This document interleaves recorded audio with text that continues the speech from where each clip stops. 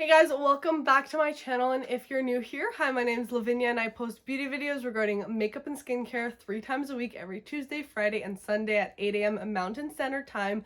So if that's something you're interested in, I'd love for you to join my channel by hitting the big red subscribe button. So today we are going to be doing another skincare trial. I'm going to be trying out the AVEENO Sensitive Skin Face Mineral Sunscreen SPF 50. If you guys are new to my channel, I do a bunch of skincare trials here where I tested a product for about 1 to 2 weeks to see how it really worked. And when it comes to sunscreen, I'm not the most experimental person since I do have very sensitive skin, and a lot of sunscreens actually break me out. I have dry, sensitive, acne prone skin, so a lot of times, I start getting little acne spots all over the lower half of my face, where I'm more prone to breaking out. And even sometimes it spreads to my forehead where I don't usually get breakouts. I'm very anxious about trying new sunscreens because I never know how they will react with my skin. My tried and true sunscreen is the Neutrogena Sheer Zinc Mineral SPF.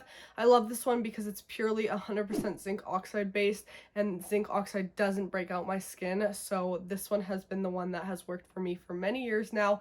And others that I have tried out, unless they're like sensitive skin formulated, they usually don't work out for me. But I have had you guys ask me about other sunscreen recommendations since this one gives off a really bad white cast, and I've been trying to get out there and trying new sunscreens, but I'm honestly just scared.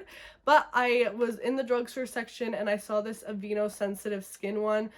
It's also a mineral sunscreen SPF 50, but it's supposed to be more lightweight and it's supposed to dry clear on the skin. So I'm interested to see how this one works. It's also dermatologist recommended. I'm going to be testing this sunscreen out for the next week or so to see how it works on my skin. So if you want to see all of that, just keep on watching. Oh, you tell me stories, you tuck me in,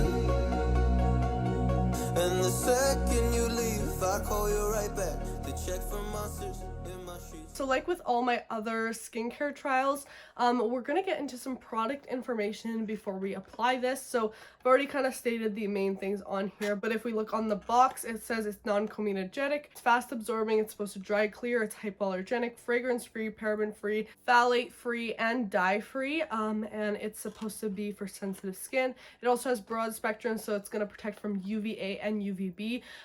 This is very important. Some sunscreens are only UVB protecting, which that will protect you from the actual sunburn, but you also want to be protecting from UVA light, since UVA actually penetrates deeper into the skin, and this is what causes, that premature aging and those changes in the skin. So it's good to have a sunscreen that can protect you from both. And this is a 100% zinc oxide based sunscreen, so it's pretty similar to this one as far as the claims go and formulation. And it's formulated with nourishing oats. This is supposed to be a oil-free mineral sunscreen. It's formulated for sensitive skin. Oats, are typically associated with calming the skin, redness, irritation, all of that. And looking at the ingredients, I don't really see anything too crazy that I feel like would sensitize my skin. We also have glycerin in here. This looks like a sunscreen that would be nice and gentle to my skin just based off the packaging. And I'm really, interested in this oat extract as it's supposed to prevent dry skin and lock in that moisture. Overall, it seems like a sunscreen that's kind of targeted towards my skin type, that acne prone, sensitive, dry skin. So you know what? Enough blabbering about it. Let's go ahead and apply it for the first time. All right, so I just brought you guys in a little bit closer. I already did the rest of my skincare routine, so the last step now is to apply my SPF. So I'm just gonna squeeze some out.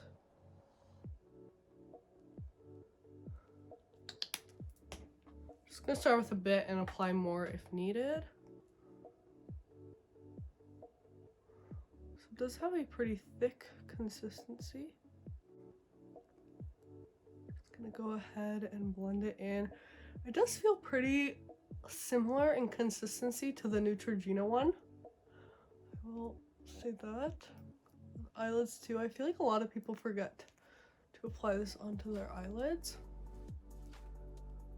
But your eyelids can burn too. I'm gonna go over my lips as well. It's very similar in consistency to the Neutrogena one, maybe just a little bit thinner. It is pretty white, but we'll see how well this will blend in. I definitely feel like if you're, you know, a lot deeper in skin tone than me, it might not be the best option for you. My brother, for example, he's a lot more tan and has more of like an olivey skin tone than me. I'm very pale compared to him, and he uses the Neutrogena one and just blends it in well. And onto the chest. Skincare doesn't stop at the neck, guys.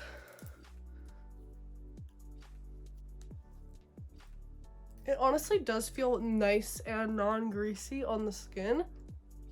I feel like maybe a little bit lighter than the Neutrogena one feels. On the skin, it looks pretty similar to the Neutrogena one. Kind of smooths out the skin, blurs a little bit too, which is nice.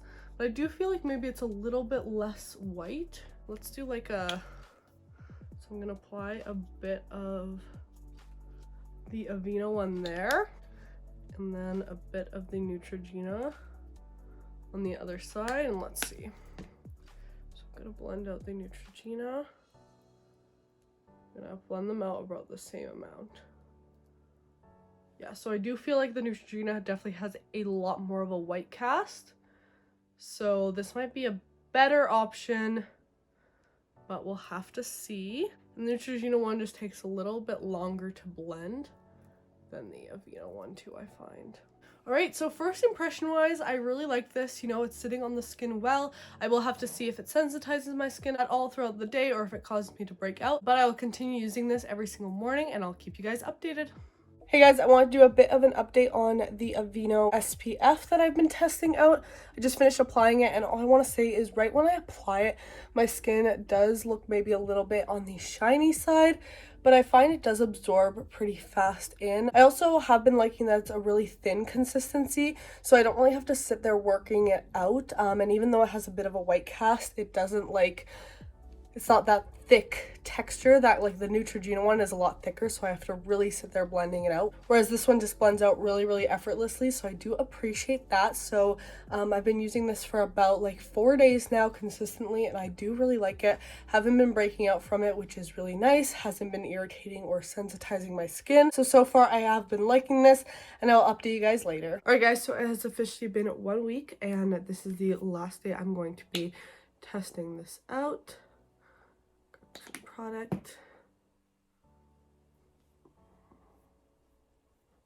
Again, I really love how easy it blends out for a zinc oxide based sunscreen, and it doesn't actually leave that bad of a white cast compared to other ones I've tried. It does give the face a bit of a shiny look at first, but then that does kind of settle down over the next few hours. Alright guys, so it is now time for my final review on the AVEENO Sensitive Skin sunscreen. So overall, I did really enjoy the sunscreen. It has been a full week since I have been using it, and I have not experienced any skin sensitivities. I haven't had any new breakouts throughout the week, so that was really nice to see, since as I explained in the beginning of this trial, a lot of sunscreens do break me out. I get like little pimples or skin irritation or dry skin, redness, all of that. So that did not occur with this one, so I definitely think the claims that it is formulated for sensitive skin is right. Definitely there's ingredients in here that are going to help, you know, kind of calm the skin and make sure it's not irritated. Of course though, like with any product, it's best to do a patch test to make sure it's suitable for your skin.